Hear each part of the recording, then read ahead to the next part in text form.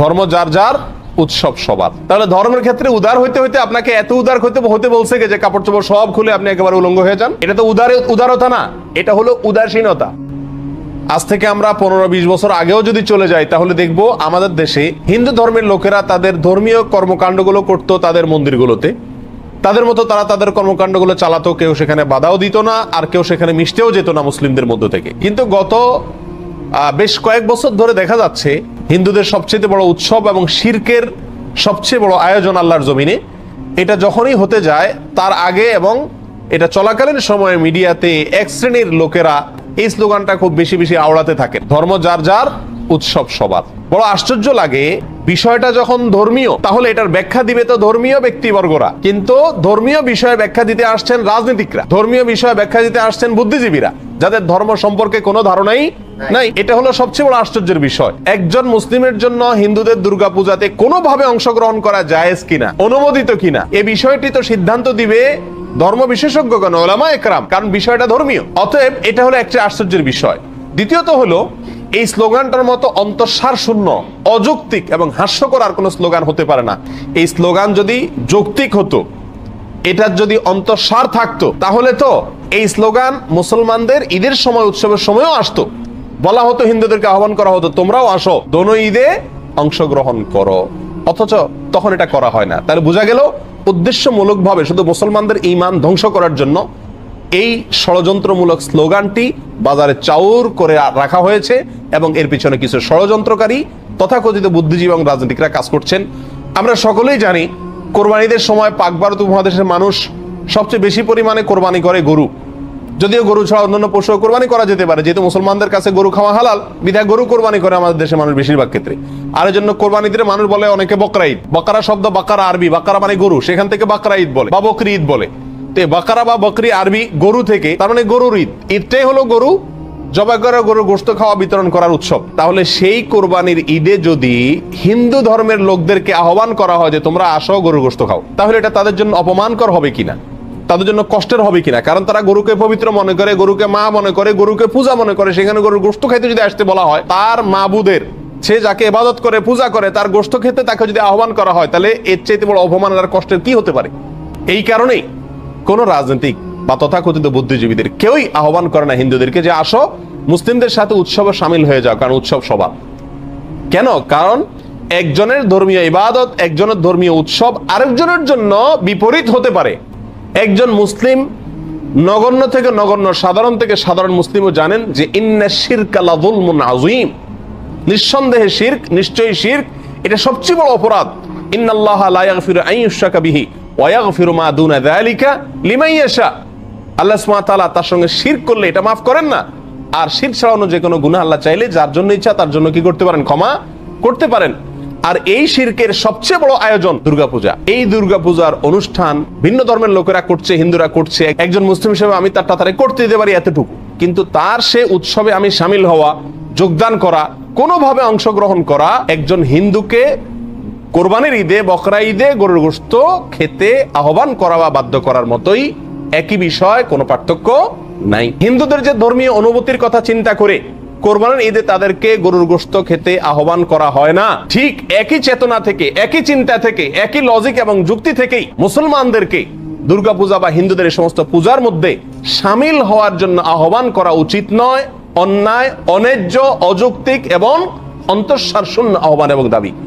সম্মানিত ভাইয়া বন্ধুগণ, আমাদের দেশের যে রাজনৈতিক কালচার আছে আমরা সবাই এটাকে খুব ভালো করে বুঝি। সেজন্য ডক্টর খন্দকার আব্দুল্লাহ জাহাঙ্গীর রাহিমাহুল্লাহ একটি সুন্দর উপমা দিয়েছেন। তিনি বলেছেন যে আমাদের দেশটি রাষ্ট্রীয়ভাবে, সাংবিধানিকভাবে গণতান্ত্রিক দেশ, আর গণতান্ত্রিক দেশে প্রত্যেকটি গণতান্ত্রিক দল তাদের কর্মকাণ্ড পরিচালনা করবে, রাজনৈতিক কর্মকাণ্ড তারা করবে, কেউ তাতে বাধা দিবে না, এটা তাদের সাংবিধানিক অধিকার রাষ্ট্রের। সবাই যার যারটা করতে পারবে, এর মানে এই নয় যে এক দলের লোকদেরকে অন্য দলের লোকদের রাজনৈতিক কর্মকাণ্ডে সামিল হওয়ার জন্য, যোগদান করার জন্য আহ্বান করা হবে বা বলা হবে বা নির্দেশ দেওয়া বা উৎসাহিত করা হবে। এক্সাম্পল দিলে সহজে বুঝে আসবে। যদি বিএনপি কোনো প্রোগ্রাম করে, তাদের রাজনৈতিক প্রোগ্রাম, অথবা আওয়ামী লীগ কোনো তাদের রাজনৈতিক প্রোগ্রাম করে, একটা সভা করে, এর মধ্যে যদি বিপরীত দলের লোক, আওয়ামী লীগের সভা যদি বিএনপির কোনো নেতা এসে যোগ দেয়, তাহলে সমাজের সব মানুষ বলবে এই লোকটা দালাল, এ লোকটা মুনাফিক, তলে তলে আওয়ামী লীগের সাথে হাত মিলেস। ঠিক না ঠিক? এটাকে কেউ ভালো চোখে দেখবে না এবং কেউ বলবেও না যে না আওয়ামী লীগ আলারা বিএনপির সমাবেশে, বিএনপি আলারা আওয়ামী লীগের সমাবেশে আসেন। কেউ বলবে এই কথা? কেউ বলবে না। বরং বলবে যার যারটা শেষে করেন, সবাই সবারটা করতে দেন। এতটুকু উদারতা, এতটুকু। এত উদার হয়ে যায় না যে একজন আরেকজনটাতে কি দিয়ে দেয়? যোগ দিয়ে দেয়, সামিল হয়ে যায়। তাহলে ধর্মের ক্ষেত্রে উদার হইতে হইতে আপনাকে এত উদার হতে বলছে যে কাপড় চোপড় সব খুলে আপনি একেবারে উলঙ্গ হয়ে যান। এটা তো উদারতা না, এটা হলো উদাসীনতা। ধর্ম সম্পর্কে, ইসলাম সম্পর্কে এটা হলো কি? পরিষ্কার উদাসীনতা। যে তার ধর্ম পালন করুক, বাধা দেওয়ার দরকার নেই। কিন্তু এর মানে তো এই নয় যে আমি মুসলমান হয়ে তার পূজাতে অংশগ্রহণ করতে চলে যাব, সেখানে সামিল হতে চলে যাব, পূজার অনুষ্ঠানে যোগ দেব, সেখানে গিয়ে চেহারা দেখাবো। এটা কোন মুসলমানের জন্য কি হতে পারে না? জায়েজ হতে পারে না। আল্লামা ইবনুল কাইয়িম জাওযী রাহিমাহুল্লাহ তিনি আহকামুজ জিম্মা কিতাবে সূরা বাইহাকির বরাতে একটি বর্ণনা পেশ করেছেন ওমর রাদিয়াল্লাহু তাআলা থেকে। তিনি বলেছেন মুসলমানদেরকে লক্ষ্য করে যে তোমরা অমুসলিমদের কোনো উৎসবে যোগদান করতে যাবে না, সেখানে কোনো কিছুর জন্য যাবে না। কেন? কারণ যখন আল্লাহর জমিনে কোনো আল্লাহর অবাধ্যতা হয়, শিরকের কোনো আয়োজন হয়, তখন ওই জায়গাতে আল্লাহ লানত এবং গজব বর্ষণ হতে থাকে। ওই জায়গায় গেলে সে লানত এবং গজবে তোমাকেও পেয়ে বসবে। বিদায় সেখানে যেও না। ইবনে মাজাহ এক হাদিসে আসছে নবী আলাইহিস সালাম সতর্ক করেছেন যে একটা সময় আসবে যখন আমার এই উম্মতের কিছু লোকেরা মূর্তি পূজায় সরাসরি যোগ দিবে, আর কিছু আছে মূর্তি পূজারীদের সঙ্গে মিশে একাকার হয়ে যাবে। আজ তার বাস্তব নমুনা আমরা দেখতে পাচ্ছি।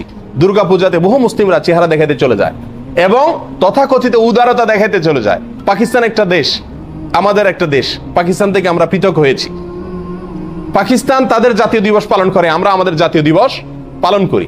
যে তারটা করে। আমাদের দেশে পাকিস্তানের এম্বাসিতে বসেও তারা তাদের জাতীয় দিবস পালন করে, আর আমাদের এম্বাসিও পাকিস্তানের ভূখণ্ডের মধ্যে বসে আমাদের জাতীয় দিবস পালন করে। কিন্তু কখনো কি শুনেছেন যে বাংলাদেশের সরকার বা বাংলাদেশের নেতারা পাকিস্তানের জাতীয় দিবসে তাদের সাথে মিশে একাকার হয়ে গেছে, তাদেরকে উইশ করতেছে? অথবা বাংলাদেশের জাতীয় দিবসে পাকিস্তানের নেতারা যোগদান করছে, উইশ করতেছে, এরকম শুনছেন? কখনো শুনেন নাই। কেন? কারণ উদারতার কথা বলি আমরা, যে তারটা করুক, ঠিক আছে, তাই বলে তারটাতে আমার মিশে যাওয়ার কোনো প্রশ্ন ওঠে না। কারণ তার সঙ্গে আমার বিরোধ আছে। বিরোধ থাকলেও উদার থাকবো আমি, সেটা ভিন্ন বিষয়। একজন মুসলিমের সাথে শিরকের সাথে সম্পর্ক হলো সাপে নেউলে।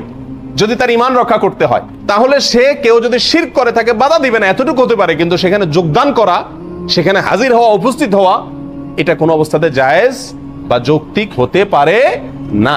সম্মানিত ভাইরা, নবী আলাইহিস সালাম বলেছেন মান তাশাব্বাহা বিকওমিন ফাহুয়া মিনহুম। যে ব্যক্তি যে জাতির সাথে সাদৃশ্য গ্রহণ করে সে তাদের অন্তর্ভুক্ত হয়ে যায়। আপনি যদি কোনো শিরকের প্রোগ্রামে যান, অনুষ্ঠানে যান এবং তাদের সাথে গিয়ে গা ভাসান, মিশে যান, তাহলে আপনি তাদের দলভুক্ত হয়ে গেলেন। অন্য এক বর্ণনা আসছে যে ব্যক্তি কোন জাতির দল ভারী করে, সেখানে গিয়ে লোক সংখ্যা ভারী হলো, পূজা অনুষ্ঠানে আপনি গেলেন, 100 মুসলমান গেলে 100 জন বাড়লো কিনা, সংখ্যা বাড়লো কিনা, তাদের দেখতে বেশি দেখা গেল কিনা। যে ব্যক্তি কোন দলের, কোন সম্প্রদায়ের, কোন ধর্মের লোকদের দল ভারী করবে, সে তাদের অন্তর্ভুক্ত হবে।